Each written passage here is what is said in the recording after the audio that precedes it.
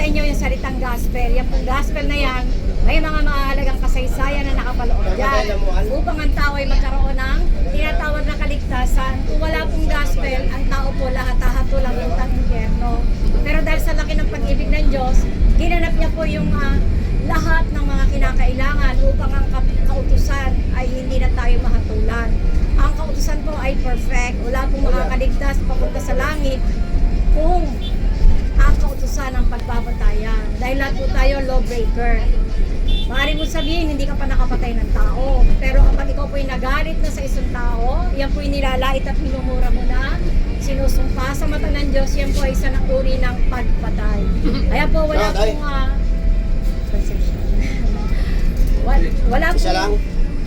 wala pong makakapasok sa kalangitan o kaligtasan kung kautusan ng pagbabatay.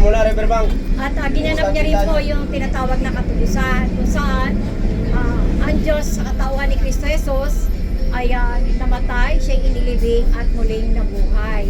Yan po yung mahalagang kasaysayang nakapaloob sa tinatawag na gospel. Ang Diyos nagkatawang tao, sa pamamagitan ni Kristo Jesus, siya'y namatay, inilibing at muling nabuhay. Kung walang gospel, walang kaligtasan. Kung hindi alam ang katotohanan sa loob ng gospel, paano magkakaroon ng kaligtasan? Wala pong ibang pangalan sa silong ng langit ang ibinigay ng ating Diyos Ama para sa kaligtasan ng tao, liban lamang sa pangalan ni Kristo Jesus. Kaya po mahalaga po yung tinatawag na pananampalataya. Narinig nyo rin po yung salitang born again, pagkasilang ng muli. Yan po salitang yan ay hindi po yan nagmula sa tao. Yan po ay salita na nagmula sa Panginoon Jesus.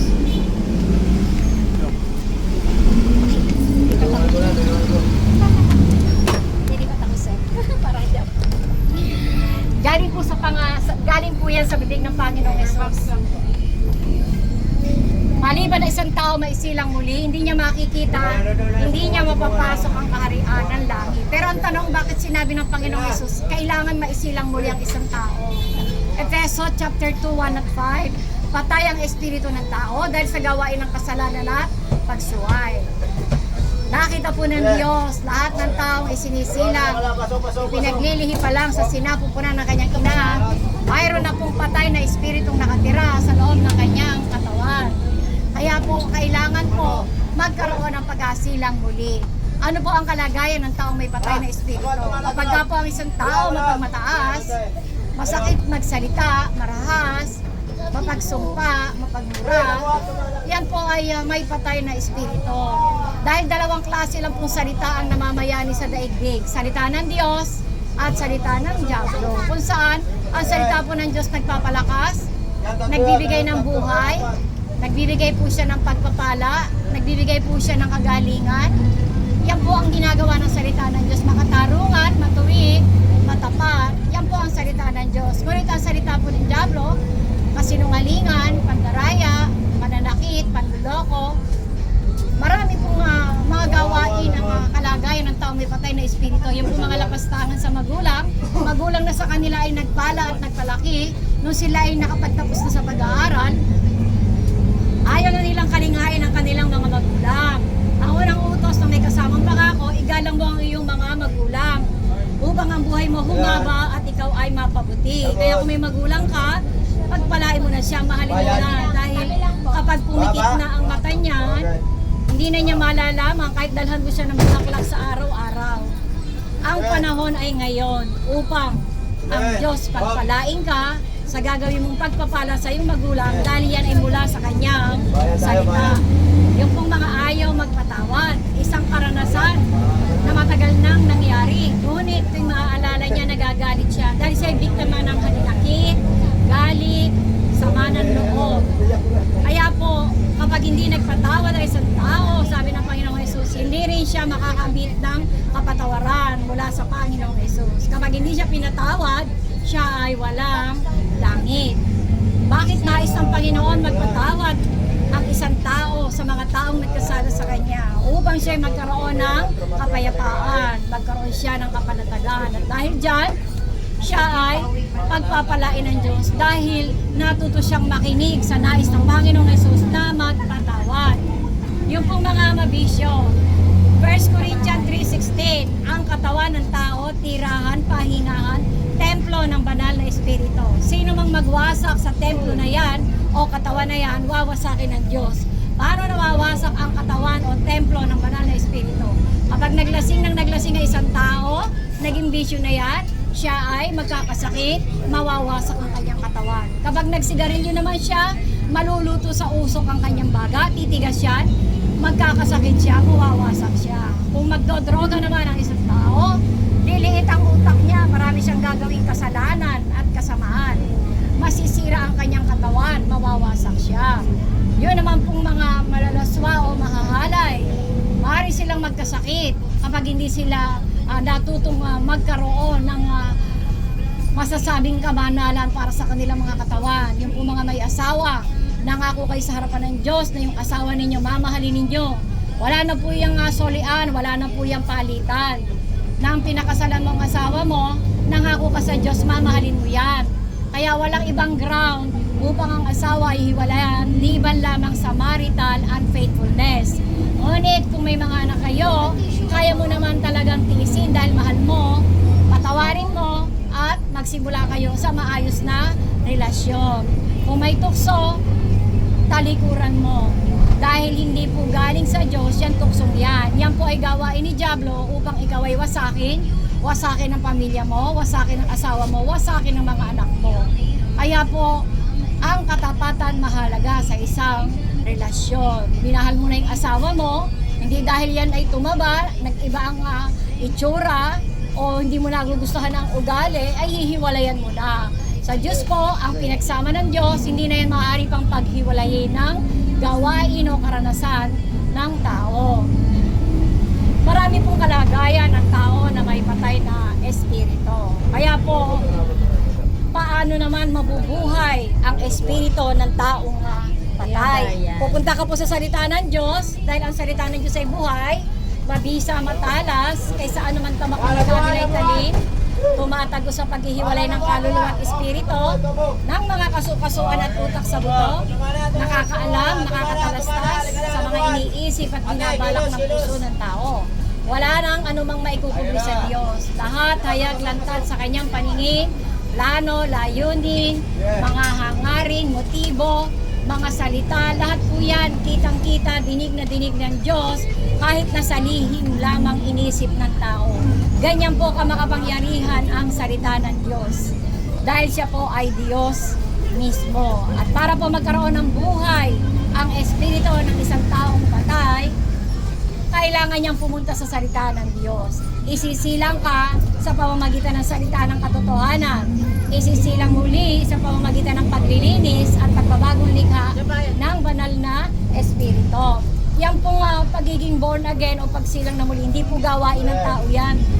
Gawain po yan ng banal na espiritu. Sa pamamagitan ng personal encounter, kapag binasa mo ang kasulatan o ang salita ng Diyos, magkakaroon ka ng kaisipan, mauunawaan mo at malalaman mo kung ano yung nais ng Diyos para sa iyo at kung ano yung ayaw niyang gawin mo na makakasama para sa iyo. Kaya po pumunta ka po sa salita ng Diyos dahil yan po ang magpapala sa iyo. Paano darating sa iyo ang pananampalataya? Ang pananampalataya darating sa pamamagitan ng pakikinig at pakikinig ng salita ni Kristo. Salita po ni Kristo. May mga salita ang tao, may mga salita si Kristo, may mga salita rin po ang Diablo. Kaya pipili ka po sa pagitan ng mabuti at masama. Yung pinili mong desisyon, yan ang iyong magiging destinasyon. Dahil ang transaksyon po ng Diyos para sa ating lahat na tao dito lang sa lupa. Kapag dumating na po tayo sa hangganan ng ating mga hirap na buhay, tapos na po ang transaksyon dahil ang pinaglalabanan nga po yung espiritu nakatira sa loob ng katawan ng tao. Bakit mahalaga ang pananampalataya? Dahil nga po, napakadakila po ng ginawa ng Diyos para sa atin. Ang ipinambili niya at ipinambayad para sa ating mga kasamaan at kasalanan ay ang kanyang mahalagang buhay. Ang kanyang banal, buhay, dalisay at makapangyarihang dugo na nabuo sa krus ng Kalbaryo. Kaya po sa pananampalataya, sabi, wala ka ng kahatulan. Inilipat ka na mula sa kaharian ng kadiliman patungo sa kaharian ng kaliwanagan. Kaya po pumunta ka sa salita ng Diyos. Para po mabayaran niya ang ating kasalanan, siya po ay binugbog, pinahirapan, binuran. Siya po ay inusi, Yung kanyang kasuotan ay kanilang pinagsugalan, kaya posible ang Panginoon nung ipako sa krus, siya ay walang kasuotan, walang saplot. At dahil doon, nung ipako nila ang kanyang mga kamay at paa, ang dugo niya umagos na buhos hanggang sa ito ay maubos. At doon, sabi niya, it is finished. Naganap na niya ang hinihinging ng kautusan. Hindi na tayo maaari pang hatulan dahil hindi natin nasunod ang kautusan ng Diyos. Dahil siya na ang gumanap ng lahat ng ito. Hindi na rin tayo maaari pang hatulan dahil tayo ay tinubos na ng dugo ni Kristo. Binili na niya tayo ng kanyang banal na dugo sa pamamagitan ng pananampalataya sa kanya. Hindi po tayo maliligtas dahil sa gawain ng kautusan. Ang kaligtasan po natin ay sa biyaya sa pamamagitan ng pananampalataya kay Kristo Jesus. Yan po ay hindi dahil sa ating mga sarili. Yan po ay isang regalong kaloob ng Diyos upang walang sino man ang magmamuli. Ngayon, 3 araw, 3 gabi, nasa ilalim ng libingan si Kristo, nasa ng kanyang espiritu. Bumaba po siya sa kalaliman ng impyerno, 1 Peter 3:18-20, at doon ay kanyang pinangaralan yung mga espiritong nakabilanggo doon na binigyan niya ng matatawag na one-time offer at hindi na maaari pang maulit.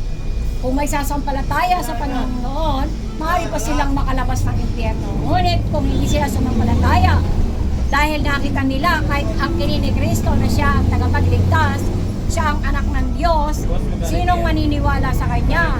Katulad nila, siya ay nasa loob ng impyerno, naghihirap, nagdurusan ng hapdi, kirot at sakit. Tulad ng paghihirap niya doon sa kusang kalbaryo ng hapdi, kirot at sakit, para tayo ay tubusin. 3 araw, 3 gabi, pagkatapos nun, siya ay nagtagumpay. Hawak na niya ang susi ng impyerno. Hawak na rin niya ang susi ng kamatayan. Kaya lahat na sumampalataya sa kanya, wala na pong kahatulan. Romans 8:1. Pagkatapos ng 3 araw at 3 gabi, siya ay umahon palabas ng impyerno. At yung kanyang espiritu, isinanib sa katawan niyang nakaliming sa loob ng kuweba. At siya ay muling nabuhay. Mayroon ng glorified body ang Panginoong Jesus upang ang sino mang sumampalataya sa Kanya, sa ating kamatayan, kapag tayo ay namatay, mayroon tayong buhay na walang hanggan sa piling niya.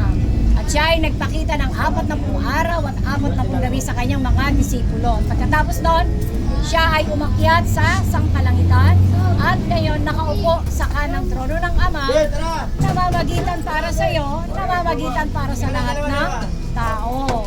Kaya mahalaga po talaga ang pananampalataya. Kung walang pananampalataya, hindi po natin mapapasaya o mabibigyan lubot ang ating Diyos na buhay. Meron po siyang invitasyon. Kung diringin mo ang kanyang tinik, bubuksan mo ang puso mo sa kanya, papasok siya, gagawin kanyang tirahan, tahanan at pahingahan. Ang imbitasyon niya po ay ito. Sabi po niya sa Luke 11:13, kayo, bagamat kayo masasama, marunong kayong magbigay ng mabuting bagay sa inyong mga anak. Gaano pa ang inyong amang nasa langit ang magbibigay sa inyo ng kanyang banal na espiritu. Kaya po, ikaw ang hihingi. Kapag humingi ka po, pausa-puso mo, magkakaroon ka ng selyo o tatak ng banal na espiritu. Kaya manalangin po tayo, sunod ka lang po kung nais mo. Ang Diyos po ay hindi mamimili kung ayaw mo, huwag mo. Manalangin po tayo, Amang Banal, dakilang Diyos, sa ngalan ni Kristo Jesus, tinataas ko po sa iyo ang aking buhay. Sumasampalataya ako na ikaw ay Diyos na nagkatawang tao sa pamamagitan ni Kristo Jesus, na ikaw ay namatay, inilibing at muling nabuhay para sa aking kapakanan at katubusan. Sumasampalataya po ako na kailangan ko ang iyong kahabagan, kailangan ko ang iyong kapatawaran, at kailangan ko ang iyong kaligtasan. Kailangan ko rin po na ang pangalan ko, kilalanin mo, ma-register sa Book of Life upang kapag dumating ako sa hangganan ng hiram na buhay, bukas ang langit para sa akin. Salamat po, Ama, at binubuksan ko sa iyo ang puso ko, ang tingin mo po, sakupin, pagyamanin. Ako po ay iyong turuan, gabayan, bigyan ng inspirasyon ng banal na espiritu, at patuloy ipinapahayag ko mula ngayon, ikaw na ang hari, ang Diyos at Panginoon sa buhay ko.